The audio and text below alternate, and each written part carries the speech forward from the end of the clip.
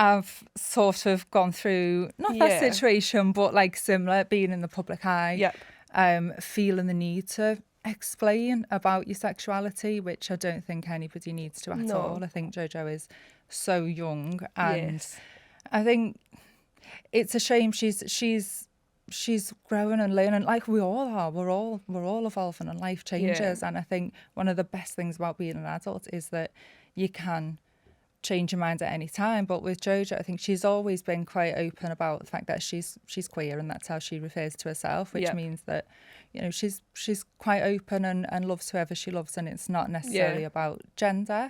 Although I don't put a label on myself, it kind of is how I feel. But I think because she's been out there so much as an advocate for the LGBTQ plus IA community, I think some of them feel maybe possibly a little bit let down that she's now. Yeah, she's been such a big sort of spokesperson for it, hasn't she, when she did initially come out, and obviously she was so young. She has, but I just think, do you know what, it's not anybody's business. 100%. It's called our private life for a reason, because it's private. And I know people think that, you know, well, you're in the public eye, we're entitled to know what you're up to, but I've had it in the last couple of years myself where I've literally been photographed with a friend who would literally was a friend, and people would assume it was a lot more, and then I would be thinking, do I need to tell everybody that it's not? Do I shut the rumour down, or do I leave how it? do you actually deal with that? Like, I kind of have just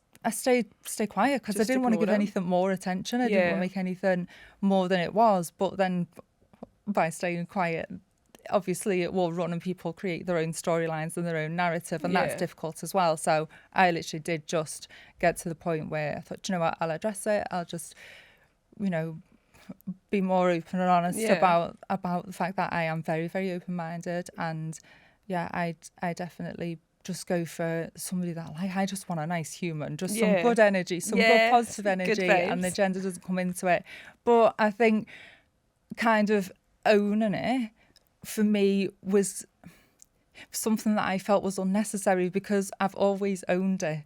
Just because I didn't say it publicly doesn't mean that I was hiding it or didn't want to. It's literally my authentic self was that, well, I've always just liked who I liked. I never felt like that. And that was just part of you, and you didn't need it.